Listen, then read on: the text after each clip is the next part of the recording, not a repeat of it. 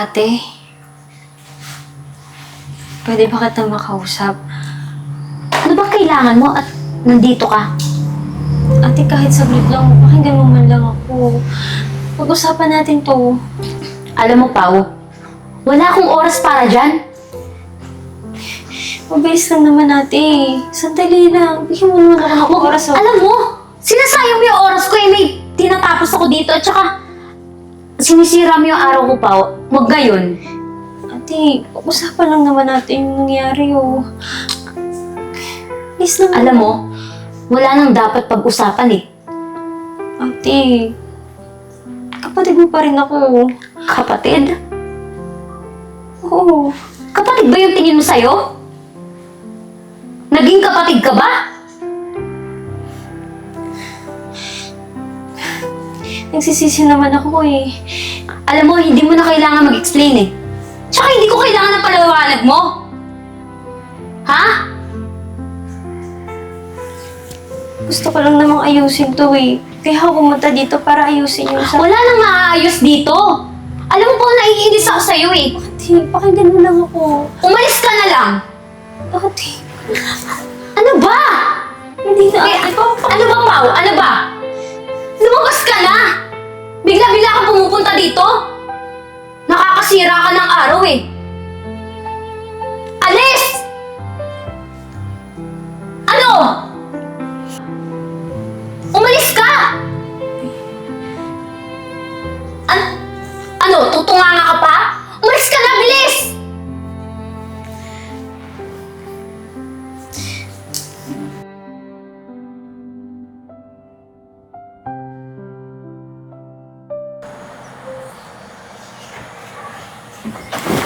Out.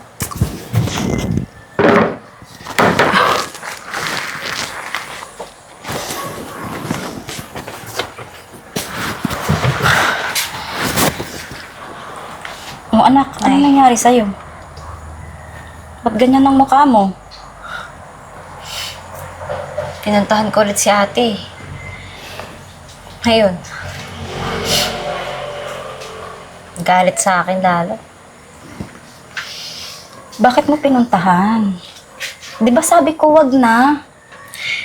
Eh, may gusto ko lang naman subukan eh. Di ba nag-usap na tayo? Sinabi ko sa'yo, wag mo na ngayon. Kung pupunta ka, isama mo ko. Dalawa tayo makikipag-usap sa kanya.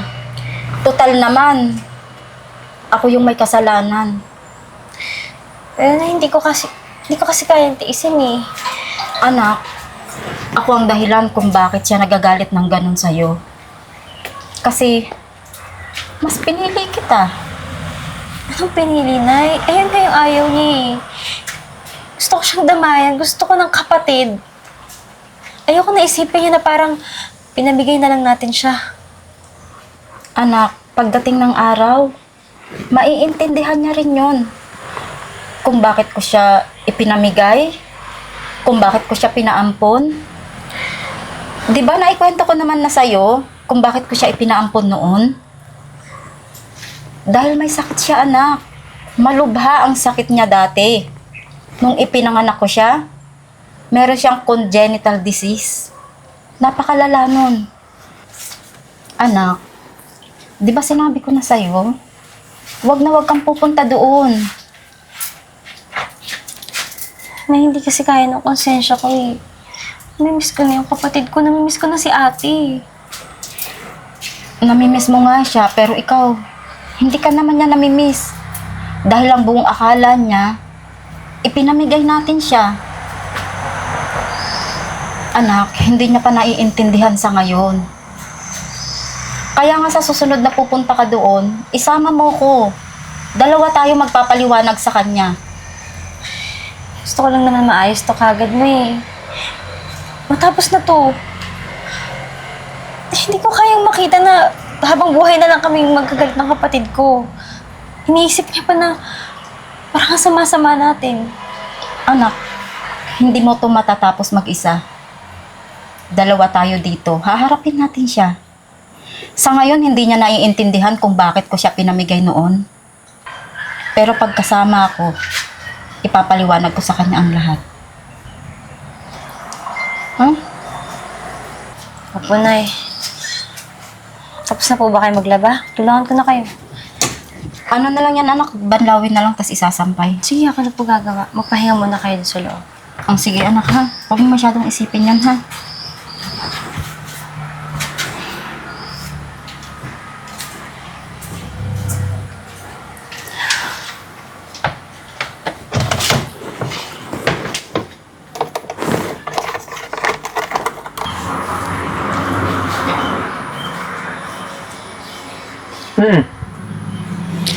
Di na naman may pinta mukha mo. Nangyari? Kasi yun si Pauline. Pumunta na naman dyan kanina sa bahay. O bakit parang galit ka? Eh, ang aga-aga pumupunta dito sa bahay. Naiinis ako eh. Gusto ba naman manghingi ng patawad? Kala niya naman papatawarin ko siya. Bukod ba doon, meron ka ba bang ibang dahilan kung bakit ka galit kay Pau? Alam mo na yun, kuya. Galit ako sa kanila dahil iniwan nila ako. Alam mo, Ann, naiintindihan ko naman kung ba't ka nagagalit eh. Kahit naman siguro ako kapag nasa posisyon mo, ipamigay ako sa ibang pamilya, makakaramdam rin naman ako ng selos. Tsaka ng sama ng loob. Pero, hindi mo ba naisip na may dahilan kung bakit kanya pinakupkup sa amin? May rason. At saka, Ann, tingnan mo kami. Hindi ka naman namin tunay na kamag-anak, pero tinuring ka namin na parang kadugo ka talaga namin. Diba? Hindi naman talaga tayo magkapatid, pero sobrang close natin. Kung tutuusin nga, dapat ako yung umiiwas sa'yo eh. Kung tutuusin nga, dapat ako yung mas magselos sa'yo eh. Kasi karamihan ng gusto mo, binibigay nila. Alam mo, kuya, hindi naman ganun-ganun lang magpatawad eh. Hindi ba nila naisip yung nararamdaman ko nung iniwan nila ako? Siyempre naman, naisip nila yon. Kung di mo na itatanong, ayaw nyo naman talaga ipamigay ka sa amin eh. Pero kailangan gawin nyo ng mama mo kasi alam nyo mas mapapabuti yung kalagayan mo sa amin. Tutuusin, sakripisyo yung ginawa niya eh. Ann, mahal ka ng pamilya mo. Kaya sana, magkaroon ng pagkakataon na patawarin mo sila. Naintindihan ko naman kung ba't ka nagagalit eh, pero darating yung araw na mas kakailanganin mo rin magpatawad. Hindi ko na alam, kuya. Baka sa tamang panahon, pero ngayon talaga sobrang bigat pa eh. May galit pa rin talaga ako. Okay lang yan, Ann. Pero, sana, huwag mo kalimutan na kung habang buhay kang may galit dyan sa puso mo, habang buhay kang may stuck, habang buhay kang hindi uunlad. Kasi mas maganda magpatawad para maramdaman mo yung tunay na pagiging maluwag sa paghinga mo. Pag-isipan mo sinabi ko, ha? Sige, kuya. Gagawin pa ako. Sige, kuya. Dito muna ako.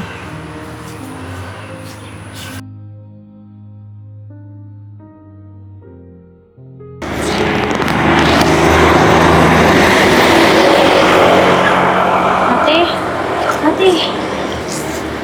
Oh! Nandito ka na naman? Kahit yan lang, ate, Ngayon lang, last na to. Ilang beses ko ba sasabihin sa'yo, wala ka nang dapat ipaliwanag? Wala mo naman ako, ate, Ayokong makinig sa mga kwento mo. Please naman, ate, Huwag mo nga ako hawakan. Ate. Kahit ngayon lang, please. Alam mo, Pao, hindi ko na kailangan makinig sa mga kwento mo. Nakakarindi na eh. Paulit-ulit na lang. Pati ba naman dito sa kalsada, makikita ko yung pagbumukha mo? Gusto lang naman kita makausap, ate. At ako, tinanong mo ba ako kung gusto kita makausap? Di ba hindi? Tsaka huwag ka na nga magulo. Nananahimik na yung buhay ko. ka, ate. Kahit hindi lang naman. Huwag mo naman ako itrato na parang wala lang. Wala. Wala ka naman talagang halaga sa buhay ko. Ganyan ba talaga tingin mo sa akin? Nagtatanong ka pa talaga. Ate, yung nangyari dati, hindi namin sinasadya yun. Kaya nga nandito kayo para magpaliwanag. Alam niyo ba yung naramdaman ko nung iniwan niyo ako? Kaya hindi ko na kailangan ng paliwanag mo. Itatak mo dito sa utak mo na wala ka na sa akin. Ate, pagigyan mo naman ako. Alam mo, Pao, umuwi ka na lang doon sa nanay mo. Nanay natin. Nanay natin. Nanay natin na iniwan din ako. Ate, Alam mo, kayo dalawa, wala na kayo dito sa buhay ko. Wala na. Wala na akong pakialam sa inyo. Kaya, lubayan niyo na ako, please. ate kami pa rin yung pamilya mo. Ako yung kapatid mo. Alam mo, Pao, ilang beses ko na inulit. Ayoko nang makinig sa kwento mo. Ate naman, no. Halip kayo na, please. Ayoko na. Ayoko na. Ate! Pao! Pao! Pao! Pao! Anong nangyari sa'yo? Anong nangyari sa kapatid mo? Hindi ko po alam. Pao! Pao! Anak! Pao! Pao!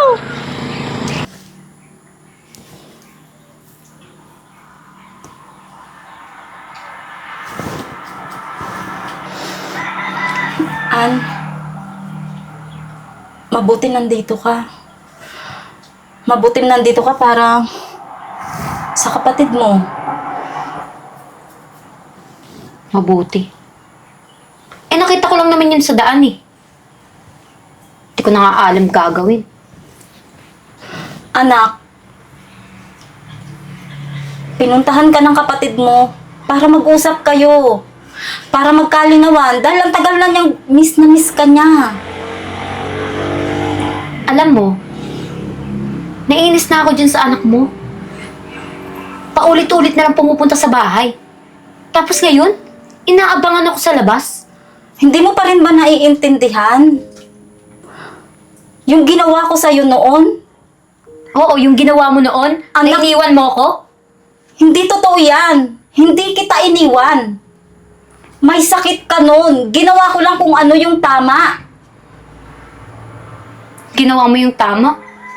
Bakit hindi ka man lang nagparamdam? Hindi man lang kita nakita nung graduation ko. Hindi ka man lang bumisita sa bahay. Tapos tinatawag mo nanay kita? Dahil yun ang usapan namin nung umampon sa'yo. Na once na ipaampon kita sa kanya, hindi na ako magpapakita. Dapat mainisip mo ko. Inisip mo yung nararamdaman ko, hindi yung sinabi nila. Oh, tapos ngayon, yan, pumupunta sa bahay. Humihingi ng patawad. Anak, napakatigas naman ng puso mo. Alam mo, nung nag-graduation ako nung grade 6, lahat sila may nanay. Ako lang yung wala. Hindi mo din alam, nabubuli ako. Wala kayong alam doon. Tiniis ko lahat. Tiniis ko lahat ng pambubuli nila sa akin. Kasi totoo naman eh. Totoo naman na iniwan mo ko. Iniwan niyo ako ng kapatid ko. Tapos ngayon manghihingi kayo ng patawad. Totoo ba? Hindi niyo man lang ako tinanong kung Anak! okay lang ako. Anak! Lahat ng importanteng okasyon, nandun ako. Nandun ako nung birthday mo. Nandun ako nung graduation mo. Lahat ng importanteng okasyon, nandun ako. Talaga ba? Hindi lang ako Talaga ba? nagpapakita. Bakit hindi kita naramdaman? Alam mo, Ma, Gusto ko lang naman kayo makita nung special day ko. Bakit hindi man lang kayo nagparamdam sa akin? Nandun ako sa oras na kailangan mo ko. Hindi lang ako makalapit. Alam mo ba kung gaano kasakit yun? Bilang ina mo? Ang sakit! Sakit nun! Pero tiniis ko. Dahil sa ikabubuti mo, para sa'yo yun!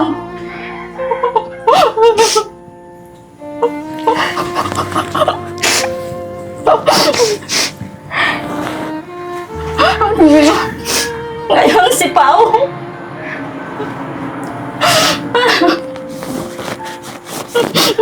Anak! Anak! Gising ka na? Ate.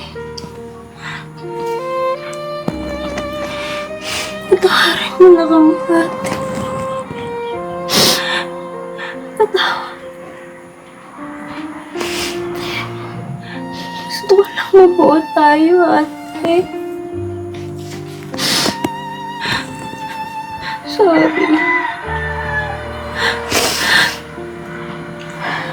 Sorry.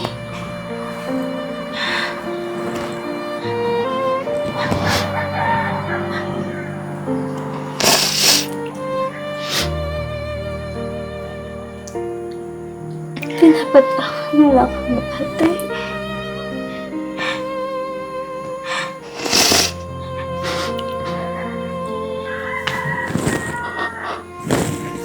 Anak! Pao! Anak! Anak! Pao! Ma!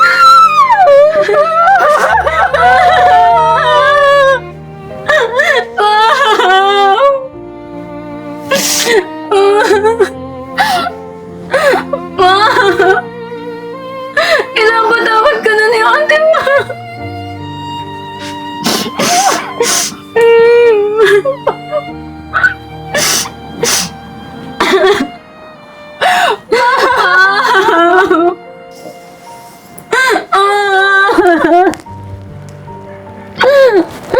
Sorry po.